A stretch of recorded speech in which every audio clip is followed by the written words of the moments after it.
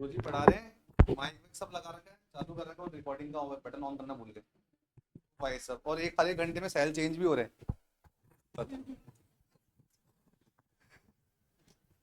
चलो जी देखते हैं यहाँ पे। अरे शाही कलम कहाँ गई? तूने तो नकली ये दी। नहीं, मिल गई मिल गई मिल गई। चलो जी देखते हैं यहाँ पे। अपने पास में क्वेश्चन कहता है ए भाई है बी का, बी भाई है सी का, डी फादर है ए का। अच्छा तुम पहले हाथ मिलाओगे क्लास में आने से पहले, गुरुजी से पूछोगे नहीं कि हाँ गुरुजी मैं कम इन, क्या घोर कलयुग। मतलब गेट खोल दी उससे हाथ मिला सबसे पहले। क्या बोले? हाँ जी, जैसा जैसा बोला जाए वैसा वैसा बनाएंगे। सबसे पहले इसने बोला है ए भाई है बी का, A is the brother of B, तो ए भाई है बी का तो सेम जनरेशन पे आ जाएंगे, बना लिया जी। उसके बाद क्या बोला, बी भाई है सी का, B is the brother of C, तो फिर से सेम जनरेशन में आ जाएंगे, बी भाई है सी का, B is the brother of C. आगे बोला डी पिताजी हैं ए के, D is the father of A, तो D is the father of A, तो बना दिए डी। भाई डी का स्थान ऊपर ही आएगा, ठीक है। आगे बोला कि based on the three statement, इन तीन स्टेटमेंट के आधार पर आपसे जो बात पूछी गई है, बताइए which of the following statement can not be definitely true, जो सही नहीं हो सकती उसके आधार पर। तो सबसे पहले इसने बोला बी भाई है का, तो ये तो भाई सब सत्य वचन है, तो ये तो हमारा कभी आंसर नहीं होगा। उसने पूछा असत्य वचन बताइए जो नहीं हो सकता। नंबर 2 पर बोलता है B is the son of D, अरे ये भी बिल्कुल सही बात है, हमें देखना है कैन नॉट बी ट्रू वाला। नंबर 3 कहता है ए भाई है सी का, सही तो बोल रहा है। अब डी और ई पर ध्यान से देखिएगा, सी इज द ब्रदर ऑफ ए। अब देखो ये जो है डेफिनेटली नॉट ट्रू की कैटेगरी में नहीं आ रहा, सीएनडी कैटेगरी में आ रहा है। हमें चाहिए फॉल्स इंफॉर्मेशन, नॉट सीएनडी। अब इसने बोला A B and C are D children, तो ये बात तो सही है। अब जब ये वाली बात भी सही है तो फिर तो एक ही विकल्प बचा है। अच्छा अगर ऐसा होता, डी में चलो जो लिखा हुआ ठीक है, अगर मैं ऐसा कहता कि C is the father of D, सुनो सारे ऑप्शन अपनी जगह पर गिवन है, मैं फिर से मिटा देता हूं, ठीक है। पांचवें ऑप्शन में हम थोड़ा सा एक्सपेरिमेंट कर लेते हैं और ये कह देते हैं C is the father of D. अब तुम्हारे सामने दो विकल्प दिख रहे जो तुम्हारा उत्तर हो सकते हैं, एक तो ऑप्शन नंबर ई है, एक ऑप्शन नंबर डी है। हमसे उसने पूछा डेफिनेटली नॉट ट्रू, तो उस परिस्थिति में सी भाई ए का लेकिन पता नहीं है, लेकिन होने को हो भी सकता है। लेकिन भाई साहब ये तो साक्षात असत्यवाणी बोली जा रही है। क्या बोला, सी पिता है डी का, अरे भाई तो सी तो बेटा है, सी का बापू तो डी है, तो ये जो बोला डेफिनेटली फॉल्स वाली इंफॉर्मेशन है। सो ऐसी परिस्थिति में कुछ बच्चे के देखते हैं डी देखा, ई पढ़ते ही नहीं है, उसी को टिक करके आगे बढ़ गए, जबकि वो वाली बात गलत है। याद रखेंगे आप कि पहले कभी ऐसी चीज देखी सुनी पड़ी होगी और वहां एग्जाम में आएगी तभी वहां पे डील कर पाओगे, अदरवाइज तुम तो क्या है भाई तीन गलत, तीन सही मिल गए, चौथा डिफरेंट मिल गया, ये तो अपना आंसर हो गया डिफरेंट। अरे आगे भी तो पढ़ते, एक और डिफरेंट था, डिफरेंट नंबर 2, तो फर्स्ट प्रायोरिटी इसको दी जाएगी। अगर ये ऑप्शन में नहीं होगा, ठीक है, तब हमारा आंसर ऑप्शन नंबर डी है। याद रहेगी बात। चलिए और आगे बढ़ेंगे यहां से। नेक्स्ट क्वेश्चन देखो, अगेन डेफिनेटली नॉट ट्रू के बिहाफ पर है। तो स्ट्रक्चर काफी लोगों ने बना लिया है। A is the father of X, A पिताजी है किसके, एक्स के। B is the mother of Y, पता ही नहीं, साइड में लिख दो, बी माताश्री है वाई की। फिर इन्होंने कहा the sister of X and Z is Y. इस लाइन का मतलब क्या हुआ कि एक्स और जेड की सिस्टर कौन है, वाई है।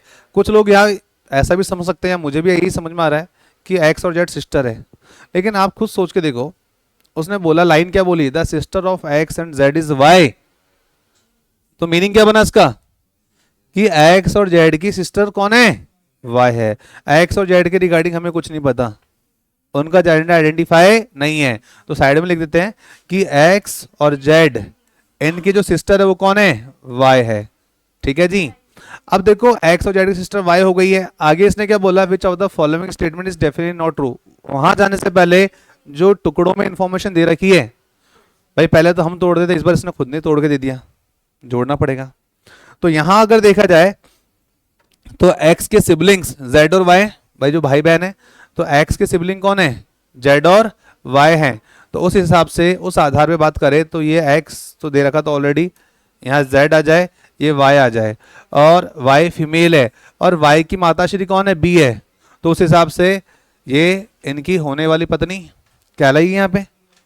ठीक है, तो ए और बी मैरिड कपल्स हो गए, और एक्स जेड वाई के रिगार्डिंग इंफॉर्मेशन भी आ गई। तो यहां से इनको हटा लेंगे, इनका काम खत्म हो गया। ओके, क्या बोला है, जो ट्रू नहीं है वो बताइए, कौन सही नहीं है। तो पहला, बी माता है जेड की, तो बात तो सही है, B is the mother of Z, तो ये तो हमारा आंसर हो ही नहीं सकता। उसने तो क्या बोला, डेफिनेटली नॉट ट्रू बताइए, जो सही नहीं है। सेकेंड विकल्प पर जाए तो कहता है एक्स सिस्टर है जेड की, श्योर नहीं भाई साहब, वो भाई भी तो हो सकता है, नाम से थोड़ी किसी का जेंडर आइडेंटिफाई कर सकते हैं। हैप्पी लड़का भी हो सकता है, लड़की भी हो सकती है, तो वही वाला एग्जांपल। तो हमारा आंसर बैकअप में है ये। ठीक है, अगर सहारे बिल्कुल सही हो गए तो उसको टिक कर देंगे अपन। आगे बढ़ेंगे, Y is the son of A, ओ हो, तो बोल रहा सही है ये, नहीं आंसर सही हो सकता है, ये आंसर बन सकता है अपना ये। अब देखो दोनों रॉन्ग है, दोनों रॉन्ग है, लेकिन फर्स्ट प्रायोरिटी इसको दी जाएगी। क्यों दी जाएगी, क्योंकि भैया वाई तो बेटी है, आपने तो जेंडर चेंज कर दिया, आपने तो बात ही गलत बोल दी। समझ पा रहे हो कि मैं कहना क्या जा रहा हूं। और जब दो रॉन्ग में से एक रॉन्ग मिल गया तो एक बार इन पे भी नजर दौड़ा लेते हैं। बी के एक ही बेटी है, अगर बी की एक ही बेटी है, हम अब इसने बोला है, ऐसा मैं नहीं बोल रहा हूं, इसने बोला बी की केवल एक ही बेटी है, हाँ एक हो सकती है वाई, लेकिन हम श्योर नहीं थे कि एक्स और जेड का जेंडर क्या है। तो यानी कि ये वाली इंफॉर्मेशन भी क्या सी एन डी है, और ये वाली इंफॉर्मेशन भी क्या सी एन डी है। भाई आपको क्या कहा, कहां पता था कि वाई ही केवल बेटी ए और बी की। अगर आप ऐसा मानते हो तो फिर तो आपको एक्स और जेड का जेंडर पता था, इसका मतलब समझ रहे हो। तो ये भी सी एन डी है। आगे इसने बोला बी वाइफ है ए की, तो ये तो सीरियस नकार दिया गया, ये तो सही वाली इंफॉर्मेशन आ गई। अब यहां पर देखो दो सी एन डी है और एक रॉन्ग है, दो सी एन डी है एक रॉन्ग है, और साथ में कहा जा रहा है डेफिनेटली नॉट ट्रू वाला बताइए, तो क्या टिक करोगे, बस सी ऑप्शन हमारा आंसर हो जाएगा। जो बिल्कुल भी सही नहीं हो सकता, जो बिल्कुल भी सही नहीं है, that option is option number C. तो आपको टिक करना चाहिए सी ऑप्शन पे। वही बात है, पहले कभी देखा सुना पढ़ा होगा तो आप वहां टिक कर पाओगे। ये एक्सपेरिमेंट की जा रही एग्जामिनर के द्वारा, लेटेस्ट कंटेंट के भी क्वेश्चंस आपके सामने, राइट। आगे बढ़े यहां से। नाउ नेक्स्ट 19 के बाद 20 आता है, 2020।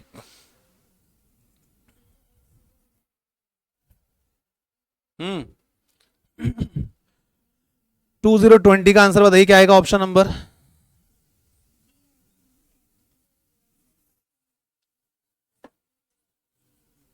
चलो जी चेक कर लेते हैं। कहता है ए पिता है सी का, बट सी उसका बेटा नहीं है। तो अगर सी बेटा नहीं तो क्या होगा, बेटी होगा, बेटी होगी मतलब। तो ये बात है, कल तो तूने क्या बोला था, ऐसा हो ही नहीं सकता, क्वेश्चन ही गलत है, क्वेश्चन ही चैलेंज कर दिया आपने हमारा। ए पिताजी हैं सी के, फिर सी ने बोला कि सी बेटा नहीं है, सी बेटा नहीं है, अगर बेटा नहीं तो क्या होगा, बेटी तो हो सकती है। ठीक है, आगे बोल रहा है ई इज द पुत्री ऑफ सी, ई डॉटर है सी की, तो ई का प्लेस बिलो आ जाएगा सी के। फिर आगे बढ़ते हैं, F is the spouse of A, spouse का मतलब बताया था आपको, कपल है। F is the spouse of, यानी कि ए के बगल में चुपचाप से शांति से एफ आके बैठ जाएगी। ठीक है, B is the brother of C, जो बी है वह भ्राताश्री है किसके, B is the bhai of C. आगे इसने बोला है D is the son of B, D बेटा है, डी पुत्र है किसका, बी का। तो उस हिसाब से उस लिहाज से डी का स्थान नीचे होना चाहिए, और पुत्र जब बोल दिया तो जेंडर आइडेंटिफाई है, राइट। और आगे बढ़िए, कहता है question G is the spouse of B, G spouse of B मतलब जी और बी मैरिड कपल, तो बी के बगल में फिर से जी आके बैठ जाए। देखो पहले क्या था, पहले में और इसमें अगर मैं ध्यान से देखूं तो भाई साहब प्रैक्टिकल लाइफ रिलेट हो रही है यार बार बार। इसने बोला F is the spouse of A, बेचारा ए तो बैठा हुआ था शांति से, बगल में आके कौन बैठ गई शांति से, एफ। अच्छा मोबाइल चला रहा, मैं भी तो देखूं क्या देख रहा है। उसके बाद में फिर बोल दे G is a spouse of B. बेचारा आदमी तो शांति से बैठा हुआ था, चुपचाप से आके कौन देख रही थी फोन में? जी देख रही है। हाँ भाई साहब। और अगर ध्यान से देखें, लास्ट में लिखा हुआ है एच पिताश्री हैं जी के, क्या पता कुछ गलत देख रहा होगा, जी पहुंच गई पिताजी के पास। बापू H is the father of G हो गए।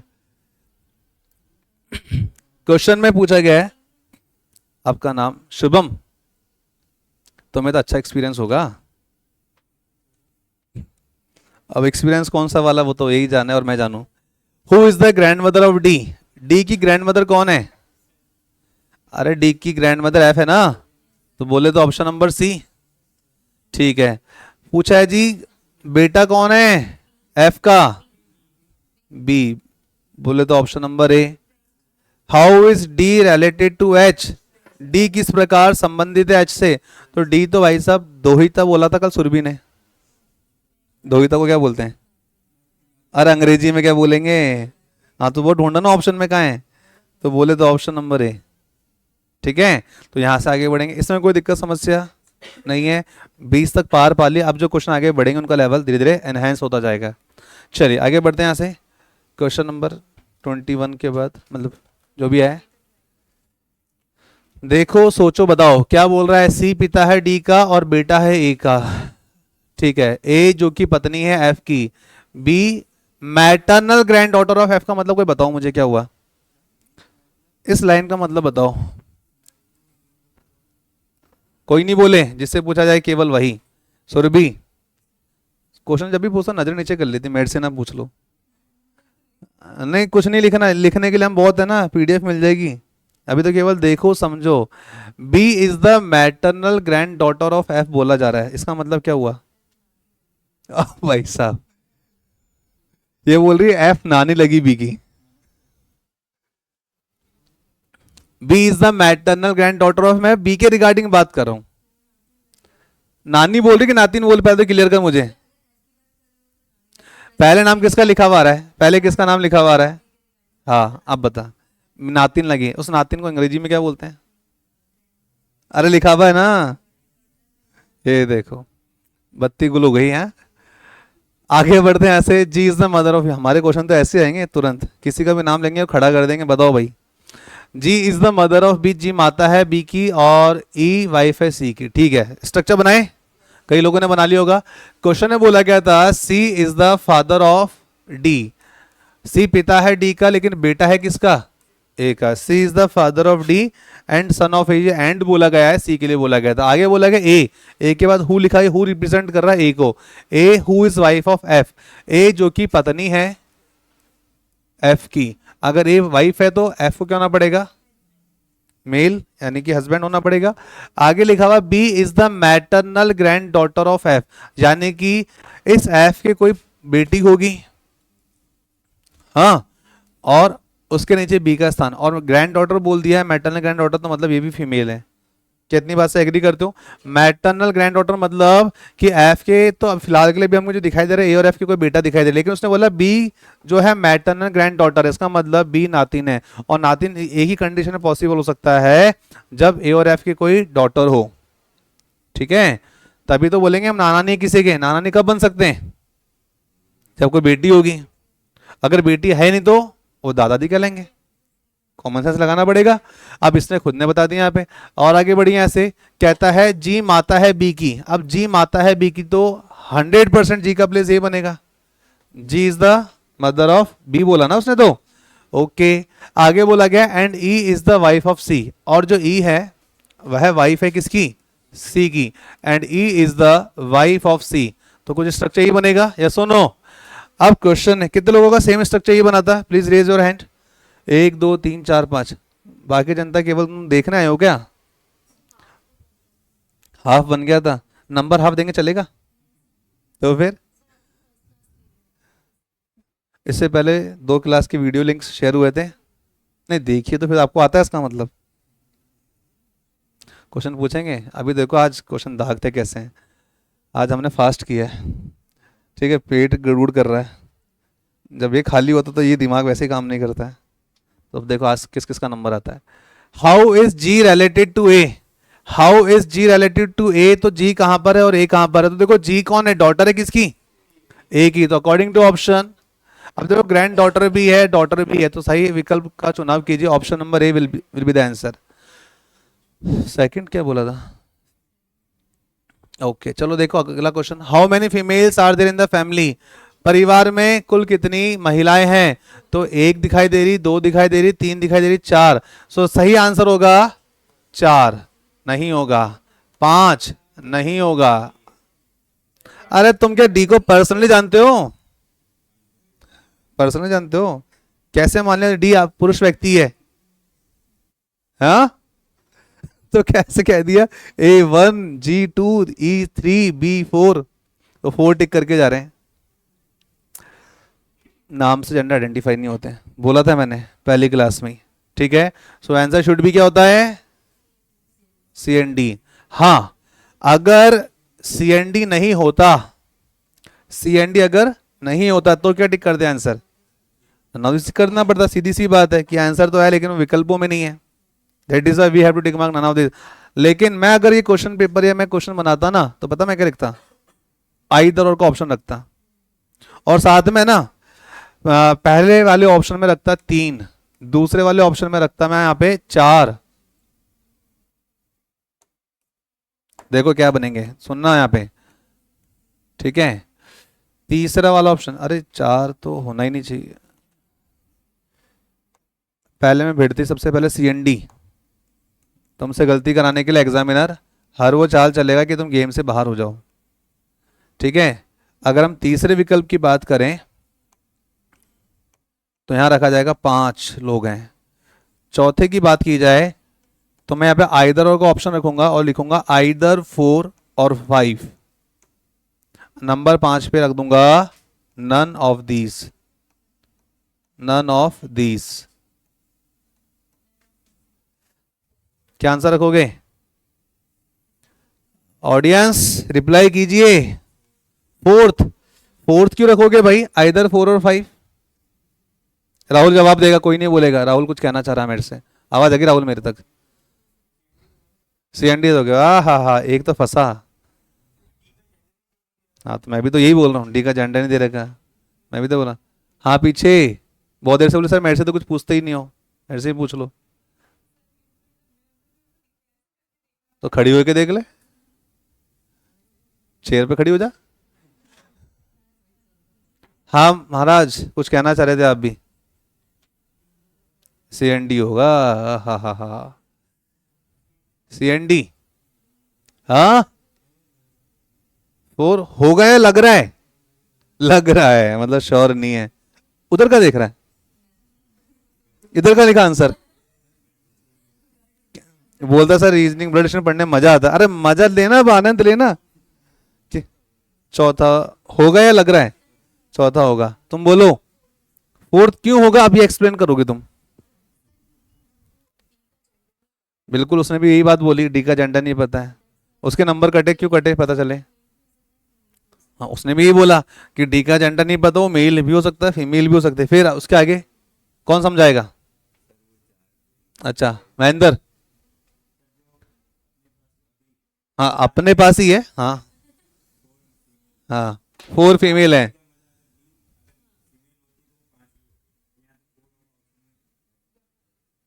क्या समझ में आया इनकी बात सुन के, प्रोबेबिलिटी, अब प्रोबेबिलिटी क्या बोलती है,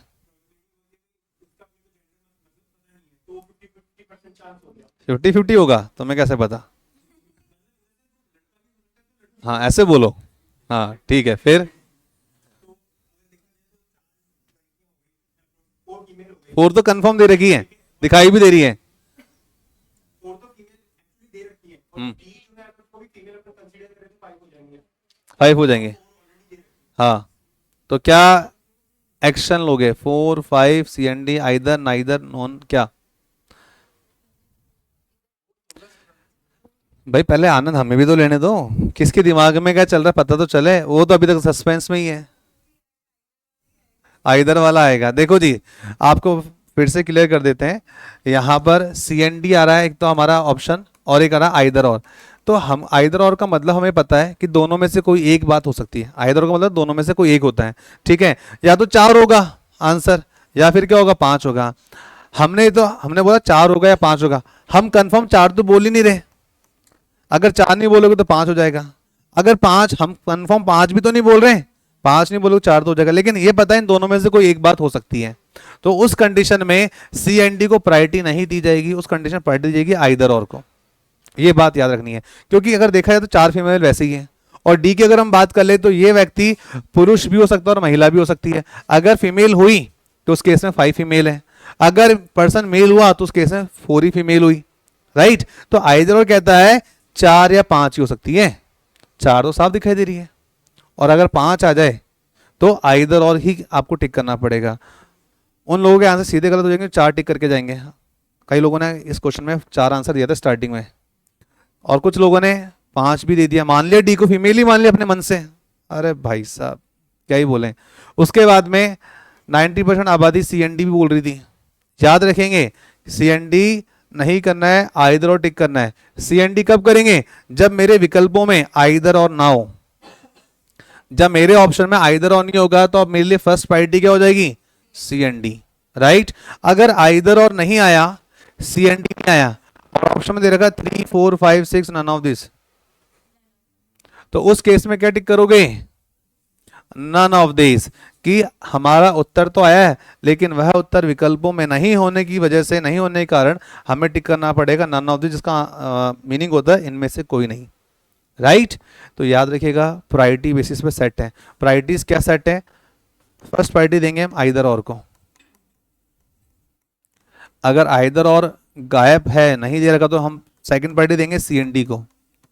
अगर दोनों ही गायब हैं तो भाई साहब आखिरी जो ऑप्शन है जहां कहीं भी लिखा हुआ है नन ऑफ दिस, इसको प्रायोरिटी दी जाएगी, ठीक है। अगर आइदर और आ गया तो उसको फर्स्ट प्रायोरिटी है, अगर वो नहीं तो सी एन डी है, अगर दोनों नहीं तो नन ऑफ दिस है। याद रहेगी बात। लेकिन कभी भी किसी भी हालत और सूरत में कंफर्म आंसर आप नहीं करेंगे, ये बात याद रखनी है। आगे बढ़ेंगे यहां से। अच्छा अभी एक और क्वेश्चन बाकी है। बोला गया है how is D related to F, D किस प्रकार संबंधित है एफ से।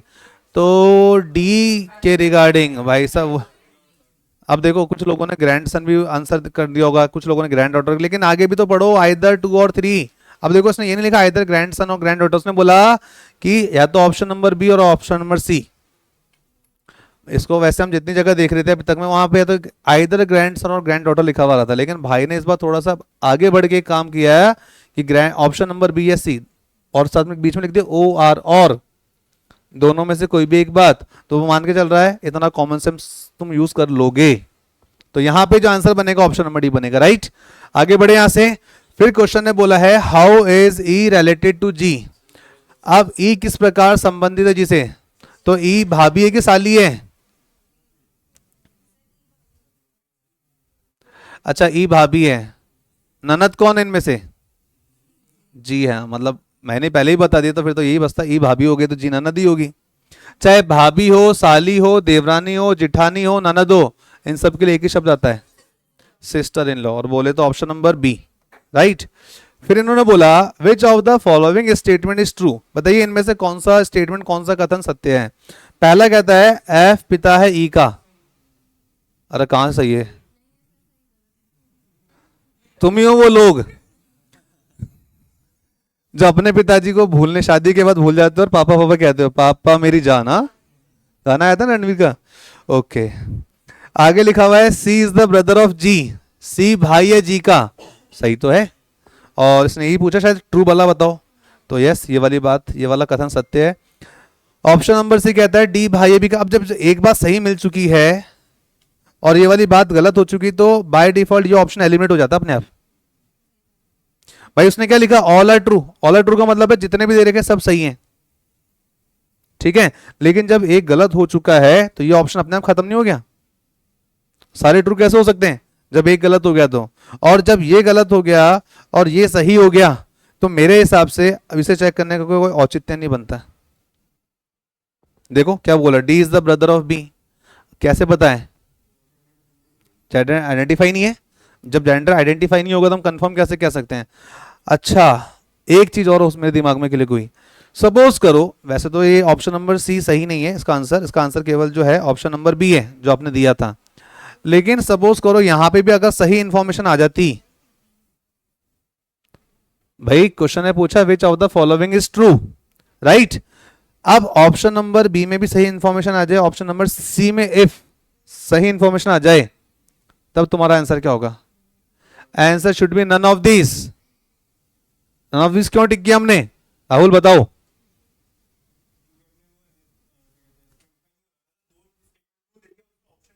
उसको ऑप्शन नहीं दे रखा कि हमारा आंसर तो है बट वो आंसर ऑप्शंस में गिवन नहीं है, इसलिए हम नन ऑफ दिस टिक कर लेंगे। आंसर क्या होना चाहिए था? इसका आंसर होता both B and C are true, ऐसा ऑप्शन दिखाई देना चाहिए था। नहीं, आइदर नहीं बोलेंगे, आइदर में से दोनों में से एक, यानी कि एक सही तो एक गलत है। समझो ना बात को। एंड जैसे एसबीआई ने वैकेंसी निकाली और बोला उसने कि 60% रिक्वायर्ड है ग्रेजुएशन के अंदर in any discipline. Any discipline का मतलब होता है बीए वाला भी भर सकता है, बीबीए वाला, बीसीए वाला, सब भर सकते हैं। और अगर उसने लिख दिया ग्रेजुएशन के अंदर 60% रिक्वायर्ड है, आइदर और में अब बोलता है 60% रिक्वायर्ड इन ग्रेजुएशन और पीजी डिग्री। क्या समझे इस लाइन से? या तो बंदे को अगर फॉर्म भरना है तो उसके पास ग्रेजुएशन में 60% अंक होने चाहिए, या फिर उसके पास पीजी डिग्री है तो भर सकता है। अगर जिसके पास 60% अंक ना हो लेकिन आपके पास पोस्ट ग्रेजुएशन की डिग्री है, देन आपका वेलकम है हमारे इस क्लब के अंदर जहां पर आप फॉर्म भर सकते हैं। लेकिन भैया 60% अंक भी नहीं है और पीजी डिग्री भी नहीं है, बोले get lost, you are not eligible. ठीक है, या तो आपके पास पीजी डिग्री हो या फिर ग्रेजुएशन 60% हो, तो यहां पे क्या आ गया? आइदर और। लेकिन एसबीआई बोल दे 60% and PG degree also required, तो उस फॉर्म को केवल वही लोग भर पाएंगे जिसके पास में ग्रेजुएशन में 60% तो है और साथ में पीजी डिग्री भी होने की जरूरी है, वही पर्सन फॉर्म फिल कर पाएगा। ठीक है, अभी तेरा ग्रेजुएशन हो गया? ग्रेजुएशन हो गया? उम्र कितनी तेरी? ओ भाई साहब, रीजनिंग। मैंने इससे पूछा तेरी उम्र कितनी है, ठीक है, तो पूछ रहा है सही वाली बताऊं या डॉक्यूमेंट वाली बताऊं। अब पता है डॉक्यूमेंट वाली का क्या लॉजिक पता किसी को? अरे ऐसा कुछ नहीं है। अरे बेटा हमारा सरकार ने कोई 2 साल ज्यादा करेगा, 2 साल ज्यादा तनख्वाह उठाएगा। समझो बात को, क्रोनोलॉजी। ये एडमिशन फैडमिशन की बात नहीं है, बात कुछ और है। भाई आज मेरे पिताजी 60 साल की उम्र में रिटायरमेंट उनको मिल गया, ठीक है। अगर वो 2 साल कम उम्र लिखवा देते तो उससे फायदा पता क्या होता? वो 2 साल और सर्विस कर रहे होते हैं। जहां हर महीने उनकी लाख सवा लाख रुपए पगार थी, तो हर महीने 2 साल तक लाख लाख रुपए पगार उठा रहे होते हैं। ये सोच के इसके बापू ने इसकी डेट ऑफ बर्थ में एक्सपेरिमेंट किया है। भाई साहब दुनिया चांद तक पहुंच रही, तुम यहीं पे नहीं समझ पा रहे हो कहानी क्या चल रही है। समझो इससे क्या शिक्षा मिलती है कि साला हमारे भी बच्चे होंगे ना तो उम्र 2 साल कम लिखवाना, कि क्या पता 2 साल सरकार नौकरी ज्यादा करेगा। क्यों? नहीं, मैं ये ऐसा मेरा मानना है, तेरा मानना है कि एक्चुअल में कहानी कहती है बता, ये कम उम्र लिखवाने के पीछे रीजन क्या था? नॉलेज नहीं था, बस लिखवा दिया। ऐसा तेरा मानना है, ऐसा तेरा मानना है। तुझे क्या लगता है हमारे जो पिताजी लोग हैं उनको हमसे कम अनुभव है, उनको हमसे कम नॉलेज है? हैं? पिताजी से ज्यादा दुनिया तूने देखी है? हम्म हम्म किसके पास? तेरे पास है पिताजी के पास? हम्म एक एक जिनको याद नहीं होती थी। हाँ अच्छा, उस टाइम इतना सोच के लिखवा देते हैं। तो तेरा डेट ऑफ बर्थ उस टाइम पेरेंट्स को नहीं पता था? हम्म और भाई साहब इतना फायदा उठाओगे, लूट लो सरकार को। सही बात है। चलो, मौके पे चौका कैसे मारा जाता है नागौर वालों से पूछो। भाई साहब अजमेर शहर के अंदर एक भी अजमेरी की लाइब्रेरी नहीं है, सब नागौर वालों की है। कहाँ गए वो? हाँ भाई क्या है ये सब, इसके पीछे लॉजिक क्या है? अजमेर में रह गए, अजमेर वाले पीछे रह गए, तुम बाहर वाले आकर अजमेर को भाई साहब खरीद के बेच दिए। अभी बाकी है बेचना, मतलब वर्क प्रोसेसिंग में है। भाई साहब खतरनाक। हाँ जी बताइए। N is the father of R and T and husband of P, यानी कि एन पिता है किसका? आर और टी का। एन फादर है आर और टी का। कुछ ही बात ये बोली गई बताई गई है। एंड पति परमेश्वर है पी का, तो यानी कि इसके बगल में आ जाए पी। अगर ये मेल है तो पी को फीमेल होना पड़ेगा। हाँ भूमिका आगे पढ़, क्या लिखा हुआ है? M is the father of V. अब देखो इन्फॉर्मेशन टुकड़ों में दी जा रही है। मैं जब भी मैथ पढ़ाता हूँ, स्क्वायर क्यों पढ़ाता हूँ, तो बोलता था नंबर को ब्रेक करो ब्रेक करो। इसने मेरी बात को दिल से ले लिया, ये ब्रेक करना स्टार्ट कर दिया। अब इन्फॉर्मेशन टुकड़ों में दे दी जा रही है। अब इसने बोला है जो एम है ना वो पिताजी हैं किसके? अरे कहां से वी एन एल? अरे वी यहां पर है, एल इधर है। M is the father of V. आगे इसने बोला है एल माता है के की, L is the mother of K. ठीक है। V and K are cousin sisters. अगर ये कजन ही बोला तो भी हम समझ जाते, लेकिन आपको हिंट दे दिया उसने, अच्छी बात है। अब इसने बोला वी और के कजन अगर बोल दिया तो एक बात तो श्योर होगी कि एम और एल कभी भी मैरिड कपल नहीं कह सकते हम। भाई कजन का मतलब क्या हो गया? चाचा ताऊ के बच्चे होंगे, बुआ के बच्चे होंगे, मासी मासा के बच्चे होंगे, या मामा के बच्चे होंगे, यही तो हो सकता है, उन्हीं को तो कजन बोलते हैं। ठीक है जी, और आगे बढ़ते हैं। R is the maternal uncle of V. R मामा है, मैटरनल अंकल को मतलब ये तो होता है। आर मामा है वी का। अब देखो आर मामा किस कंडीशन में बनेगा? आर मामा है तो पहली बात तो मेल है। आर की कोई बहन भी तो होनी चाहिए, उसके बिलो वी का प्लेस होगा, तभी तो आर मामा कहलाएगा वी का। क्या बोलती है ऑडियंस? आगे बोला N has only 2 children. Only word आ जाए ना बहुत ध्यान से देखा करो। एन की केवल 2 ही बच्चे हैं, एन के केवल 2 ही बच्चे हैं, और वो 2 बच्चे आर और टी हैं, ये स्पेसिफाई हो रहा है। तो ये 1 2 3 4 4 टुकड़ों में इंफॉर्मेशन दे दी गई आपको। अब यहां इसने बोला आर मामा है वी का और एन की केवल 2 ही बच्चे हैं, तो आपका अगर दिमाग काम कर रहा हो तो समझ में आ जाए टी फीमेल होगी और उसके नीचे वी का स्थान आएगा। I repeat again my statement, अपनी बात फिर से दोहराना चाहूंगा। क्वेश्चन ने बोला था आर मामा है वी का, तो मैंने बोला आर की कोई ना कोई सिस्टर होगी और उसके बिलो वी का प्लेस आएगा। और फिर इसने बोला एन के 2 बच्चे हैं, नहीं ओनली वर्ड यूज कर लिया।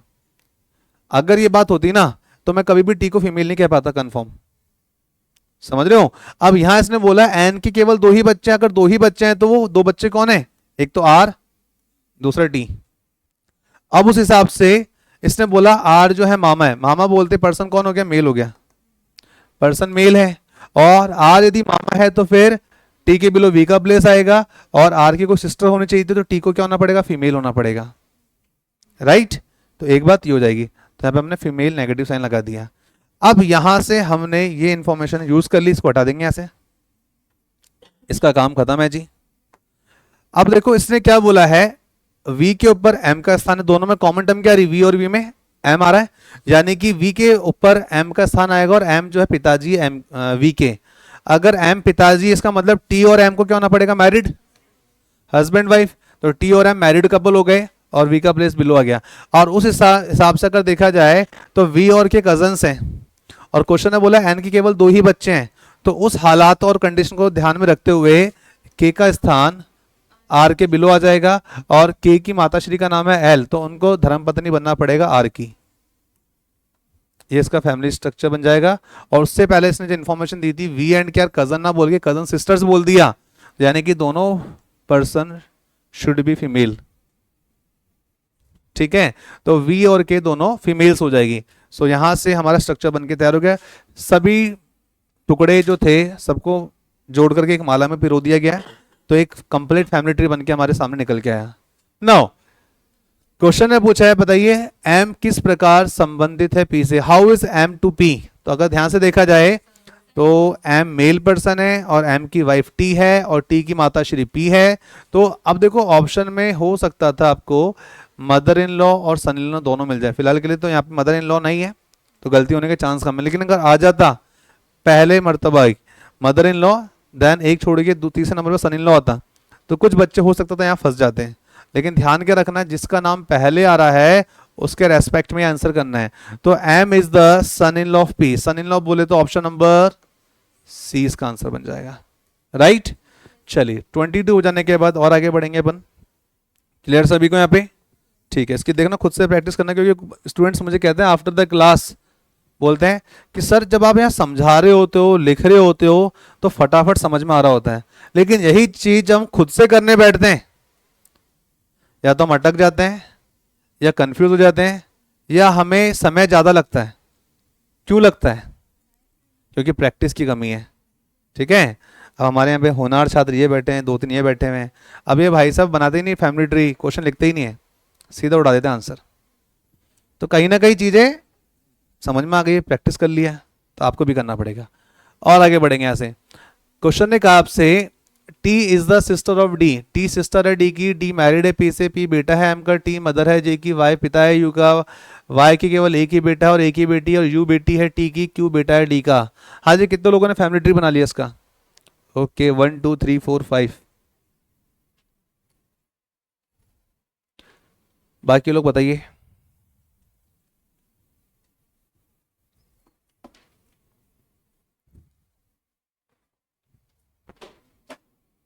फैमिली ट्री बनाओ भाई।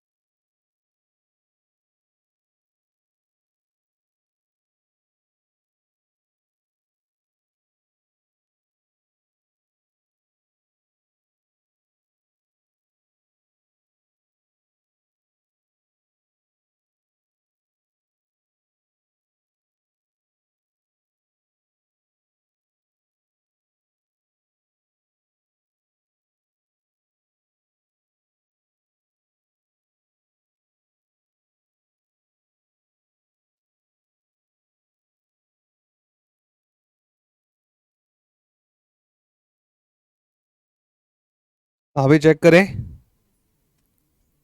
डाउट्स वाले ग्रुप में इतने सारे मैसेज आए हुए हैं।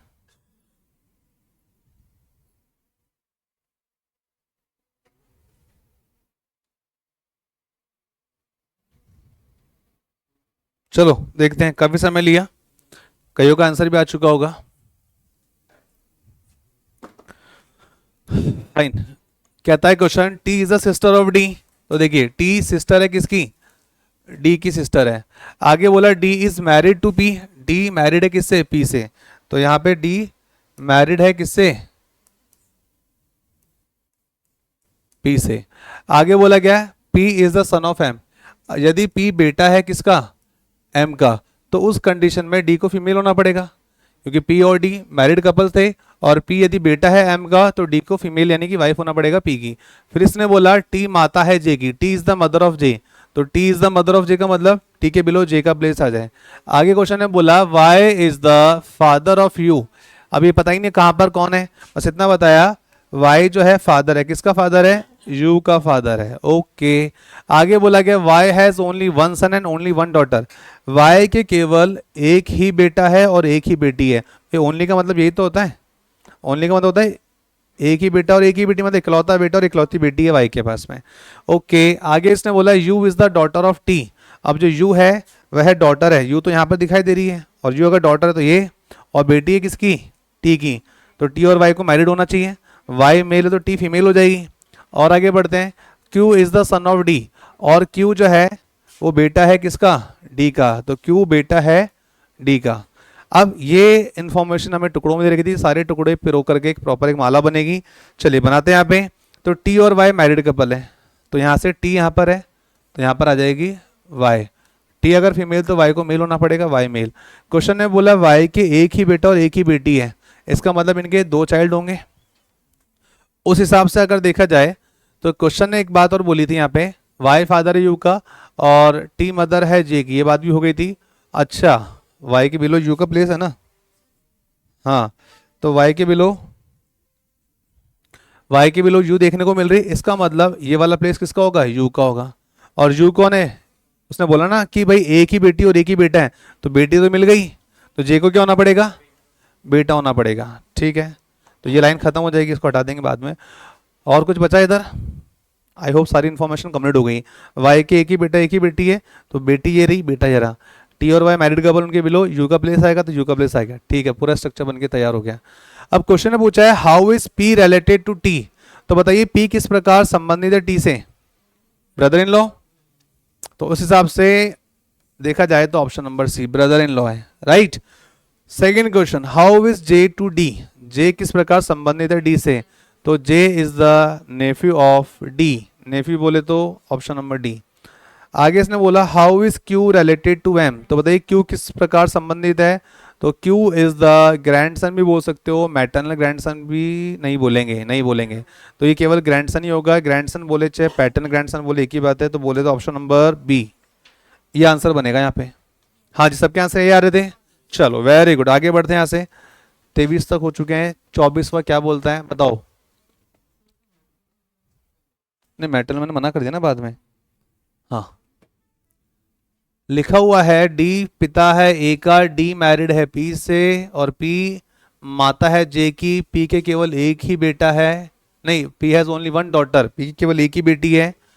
जे मैरिड है यू से, यू बेटा है एल का। कुछ बात ये बोली गई और बताई गई है, तो चलो बनाते हैं, स्टार्ट करते हैं। डी पिताजी हैं ए के, D is the father of A, ये हो गई जी। आगे बोला D is married to P, D male है तो पी को फीमेल होना पड़ेगा। और आगे जाके इसने खुद ने बोल दिया पी माता है, पी किसकी माता है, जे की माता। आप चाहो तो ऐसे बनाओ, आप चाहो तो ऐसे बनाओ, कोई फर्क नहीं पड़ेगा। पी मदर है जे की, P has only one daughter, P has only one daughter, वो डॉटर कोई भी हो सकती है ए और जे में से। ठीक है, जैसे आगे बढ़ते इसने बोला J is married to U, J married है किससे, यू से, J is married to U. आगे क्वेश्चन ने बोला U is the son of L, U जो है बेटा है, यू जो है बेटा है किसका, एल का बेटा है। अगर जे और यू मैरिड हो, उसमें से अगर यू मेल हो जाए तो जे को क्या होना पड़ेगा, फीमेल। और क्वेश्चन ने बोला था डी और पी के, यानी कि पी की केवल एक ही बेटी है, P has only one daughter, यदि पी की केवल एक ही बेटी तो बेटी कौन, जे, तो फिर ए को क्या होना पड़ेगा, मेल होना पड़ेगा, बेटा होना पड़ेगा। तो फैमिली ट्री बन के तैयार है। Question is asking about how is J to L, J किस प्रकार संबंधित है एल से, so J is the daughter in law. सही बोल रहा हूं क्या, हाँ सही तो है, ऑप्शन में है कहीं डॉटर इन लॉ। फिर पूछा गया how is A to U, A किस प्रकार संबंधित है यू से, सो ए जो है साला है यू का, और साले को क्या बोलते हैं अंग्रेजी में, ब्रदर इन लॉ। तो बोलता ना अबे साले, अबे साला तो तू बनेगा मेरा, कौन सी मूवी थी वो, जो भी थी व्हाटएवर, ब्रदर इन लॉ बोलते हैं यहाँ पे फिलहाल। हाँ जी, क्वेश्चन नंबर 25, अब तक 25 के बाद ब्रेक देंगे, 10 बज गए।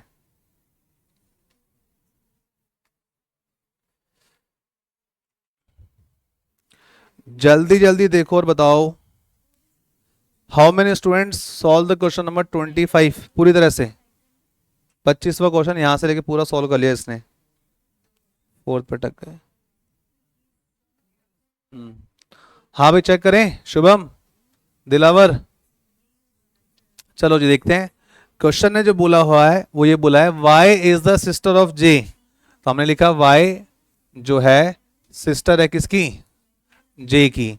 उसके बाद बोला जा रहा है L is the wife of J, जो एल है वह वाइफ है किसकी, जे की। एक बात तो ये हो गई। उसके बाद अगर हम बात कर लें तो क्वेश्चन ने क्या बोला है, L is the wife of J और L has only one son R, L की केवल एक ही बेटा है, एल की केवल एक ही बेटा है जिसका नाम क्या है, आर है जी। आगे इसने बोला है के is the mother of L, के जो है माता है एल की, के is the mother of L, के जो है मदर है एल की, कुछ बात ये बोली गई है। आगे अगर अपन बात करें तो क्वेश्चन ने क्या बोला है, के इज मैरिड टू डी, अगर के विवाहित हो डी से तो डी को क्या होना पड़ेगा, एक मेल पर्सन, कुछ ये बोला गया है। आगे बोला गया D has only one son and only one daughter, D के केवल एक ही बेटा है और एक ही बेटी है, तो बेटी तो ये रही और बेटा अब इसके रिगार्डिंग कुछ पता नहीं है, राइट। अब क्या बोला गया है, as per the given information, okay, दी गई सूचना के आधार पर बताइए जे किस प्रकार संबंधित हो के से।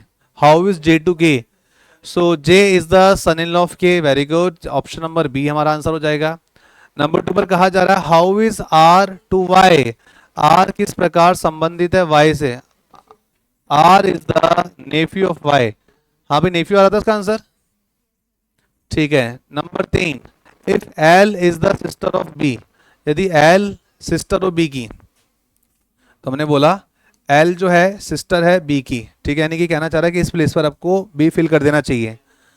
और आगे बढ़ते हैं यहाँ से, आगे इसने बोला how is B related to J, तो बताओ अगर बी यहाँ आ जाए तो बी किस प्रकार संबंधित है जे से, बिल्कुल सही, तो बी यहाँ पर ब्रदर इन लॉ बोल सकते हैं अपन, तो यहाँ पे according to option, option number D, ठीक है। अब थोड़ी सी कहानी में चेंज है, क्वेश्चन नंबर 4, क्वेश्चन ने बोला है इफ, यदि एल डॉटर हो के की, अगर देखा जाए तो डॉटर,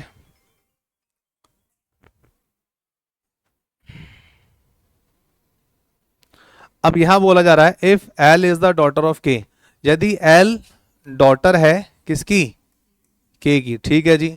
फिर इसने बोला L is married to D, अब इस एल की शादी करा दी जाए किससे, डी से।